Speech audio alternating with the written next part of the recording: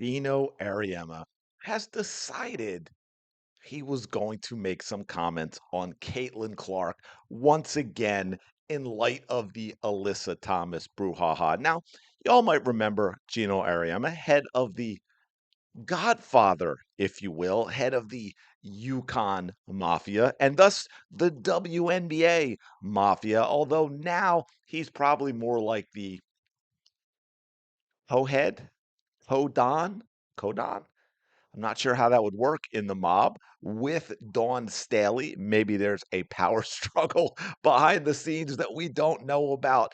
But he had some interesting things to say, not only about Caitlin Clark and other players in the WNBA, but about you, my sweet, sweet, wonderful Caitlin Clark fans, who are the only people in 30 years that have ever made the WNBA relevant in any way, shape, or form. So let's dig into this. By the way, thank you for being here. Of course, appreciate all of your support. Hope you all are having a fantastic day. Shout out to the night team.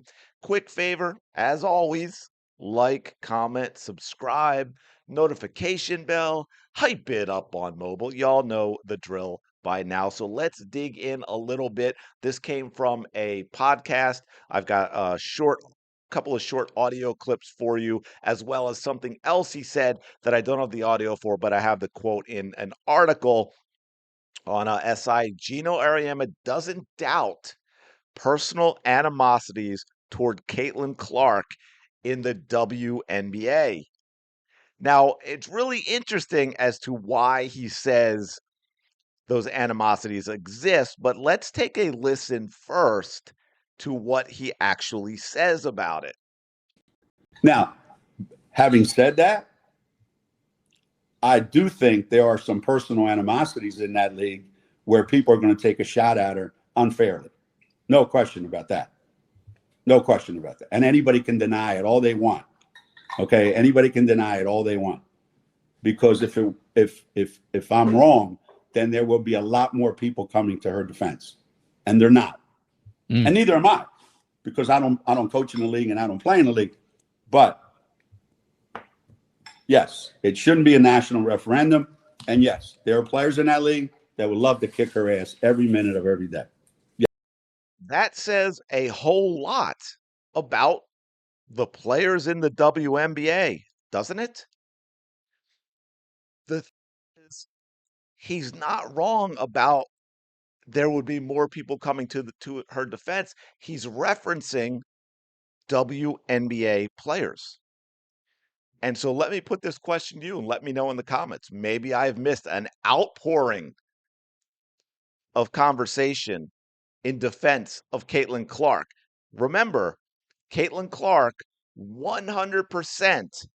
This is not even she did something and it escalated. 100% the victim of a physical assault by Alyssa Thomas and DeWanna Bonner, while Caitlin Clark was helpless on her back on a basketball court. Who has come to her defense? Who has spoken out? Except maybe Sophie Cunningham, which really wasn't, not going after Sophie. I'm just saying it wasn't really a full-throated defense of Caitlin Clark. It was more the obvious of it happens all the time and the officials don't protect her. And clearly Sophie was frustrated with that. But immediately after, you had the entire Phoenix Mercury organization coming out in defense of Alyssa Thomas, going after the media. Why aren't you all checking on Alyssa Thomas? What about her mental state? She must be in pain after physically assaulting someone. What the right? Uh, Again, and I showed it to you in another video. The Phoenix Mercury official X account put out this nasty, disgusting, violent image that they then eventually did delete. But who are the players in the league? Who are Caitlin Clark's teammates, other than that brief comment from Sophie on her podcast, that have come out in defense of Caitlin Clark in this situation? Who has done it? Who has done it? I really can't think of anyone. Now, what was really interesting is what he followed up with, and I don't have the the audio of that, but I do have the quote itself. He was talking about how Caitlin Clark has sort of become this lightning rod regarding race relations. Gee, don't you know? Or you don't say, I guess, would be more appropriate. We all know that because we have seen a huge, huge industry spring up that is all about victimhood. And a huge part of that is racial grievance victimhood.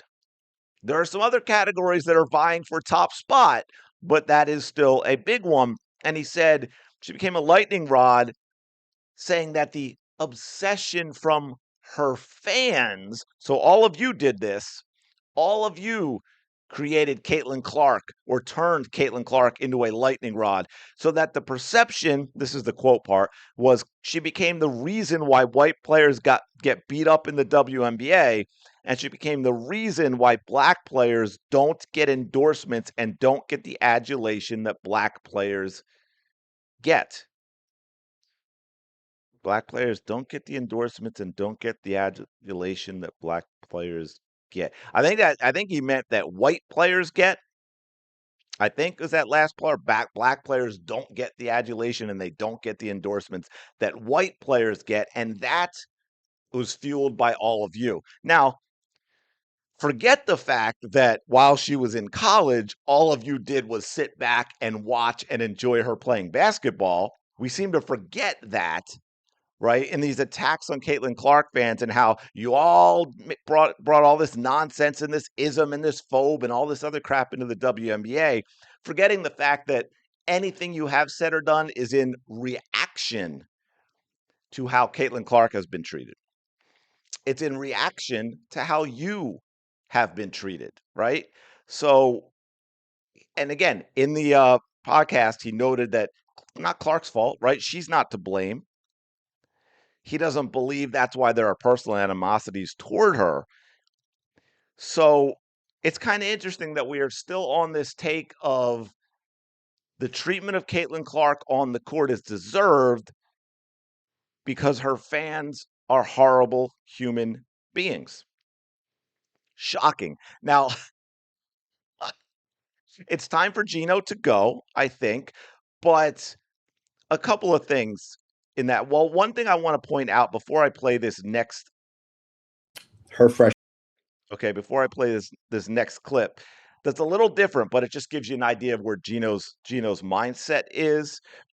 Um, again, Geno Auriemma still, he's one of the most influential, most well-known people in women's basketball.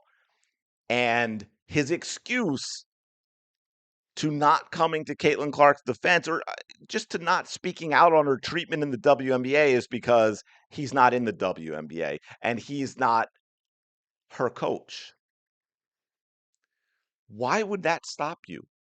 I see a whole lot of people coming out and speaking out against Caitlin Clark who aren't her coach, or her coach does it as well, actually, and aren't in the WNBA. Dawn Staley, Cheryl Swoops, right?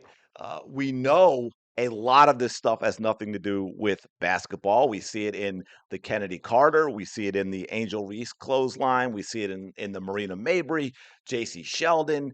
Uh, who am I missing?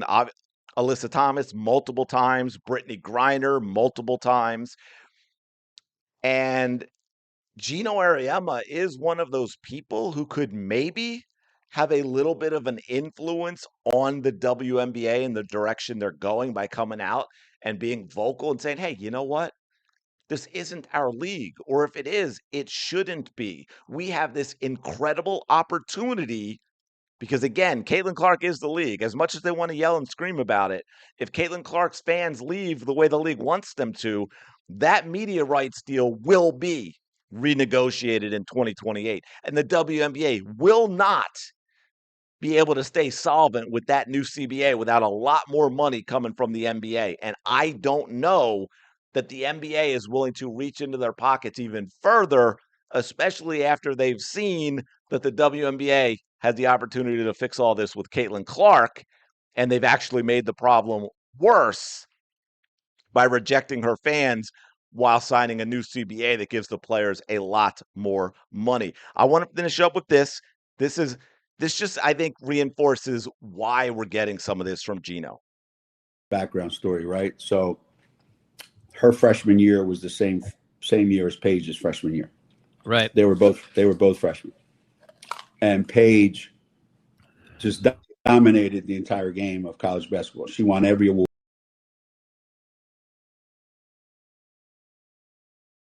Sorry, the audio was cutting out on me a little bit, so I think I got it fixed. Freshman year, Right. they were both freshmen, and Paige just dominated the entire game of college basketball. She won every award. Unfortunately, it was in the bubble, and not a lot of people got to see it in person, but she won every single award.